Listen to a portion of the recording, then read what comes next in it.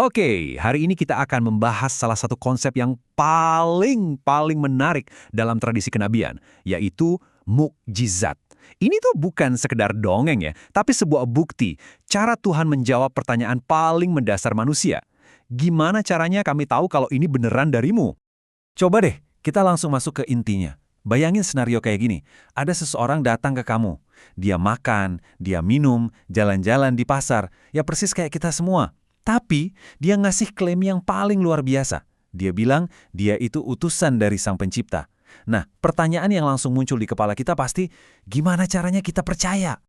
Nah, ini dia dilema utama yang dihadapi oleh para nabi dari zaman dulu. Di satu sisi, mereka itu ya manusia biasa, tapi di sisi lain, pesan yang mereka bawa itu luar biasa. Buat orang-orang yang skeptis, ini jelas jadi teka-teki yang susah banget dipecahin. Keberatan pertama yang pasti muncul itu soal kesamaan fisik. Orang-orang bakal bilang, lihat deh, kamu kan sama aja kayak kami. Kamu bisa lapar, bisa haus, bisa capek. Apa yang bikin kamu spesial sampai bisa nerima pesan ilahi, sementara kami enggak? Terus ada lagi keberatan kedua, soal kegiatan sehari-hari. Mereka mempertanyakan, kok bisa seorang utusan Tuhan masih sibuk sama urusan duniawi yang biasa banget? Seharusnya kan ada sesuatu yang beda, yang mengangkat dia di atas kebutuhan manusia pada umumnya. Dan yang ketiga, ini permintaan yang lebih ekstrim. Mereka minta bukti yang bukan manusia. Logikanya simpel sih. Kalau pesannya dari luar dunia manusia, ya pembawa pesannya jangan manusia biasa dong. Mereka maunya malaikat, makhluk yang jelas-jelas levelnya beda. Nah, untuk menjawab rentetan keraguan ini, jawabannya ya harus selevel sama klaimnya. Kalau ada orang yang ngaku bahwa pesan yang melanggar kebiasaan manusia, buktinya juga harus sesuatu yang melanggar aturan yang lebih besar, yaitu aturan alam itu sendiri. Disinilah konsep mukjizat jadi jawabannya. Dan yang keren dari definisi ini, mukjizat itu bukan sekedar keajaiban yang terjadi gitu aja. Dalam teologi Islam, mukjizat itu punya semacam daftar periksa yang ketat banget. Jadi ini semacam cara buat memastikan kita lagi lihat bukti ilahi, bukan cuma trik sulap atau kebetulan semata. Oke, kita bedah 5 syarat ini ya. Pertama, harus di luar kebiasaan. Jelas bukan sesuatu yang normal. Kedua, harus terjadi lewat tangan sang nabi, biar nyambung buktinya. Ketiga, harus ada unsur tantangannya. Kayak bilang, coba deh tiru kalau bisa. Keempat, mujizatnya harus memperkuat pesannya, jangan malah bertentangan. Dan yang paling krusial, kelima, harus nggak bisa ditiru sama sekali. Kalau satu aja syarat ini nggak terpenuhi, ya itu bukan mujizat namanya. Penting banget nih buat kita paham, nggak semua kejadian luar biasa itu bisa langsung kita cap sebagai mujizat. Ada beberapa kategori lain yang sering banget disalahpahami, dan teologi Islam itu ngebedainnya dengan sangat jelas. Nah, tabel ini ngejelasin perbedaannya dengan gamblang. Coba kita lihat deh baris tujuan. Mujizat itu tujuannya spesifik banget, buat buktiin kenabian. Kalau karamah, keajaiban yang terjadi sama orang soleh, itu bukan buat ngaku-ngaku jadi nabi, tapi cuma buat nunjukin kekuasaan Tuhan. Nah, beda lagi sama sihir, yang tujuannya seringkali buat menipu. Lihat juga baris tantangan.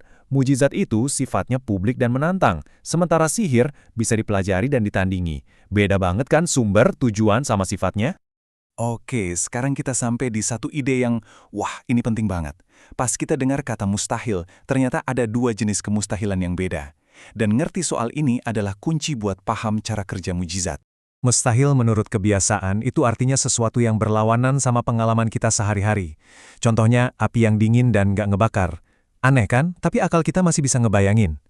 Nah, beda lagi sama mustahil menurut logika. Ini sesuatu yang nabrak nalar, kayak segitiga bersisi 4. Ini bahkan buat dibayangin aja nggak bisa. Nah, mujizat itu masuknya ke kategori yang pertama, melanggar kebiasaan tapi nggak melanggar logika.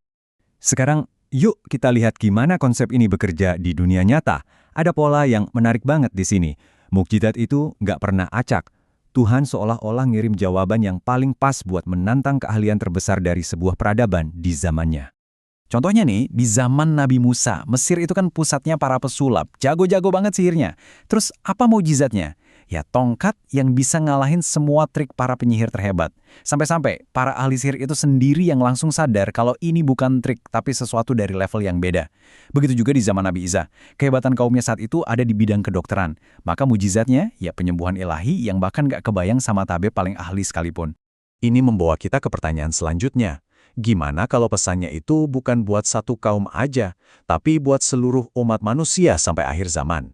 Ya tentu aja, mujizatnya juga harus bisa melintasi ruang dan waktu. Nggak bisa lagi terikat di satu tempat atau satu generasi aja. Dan disinilah terjadi pergeseran yang fundamental.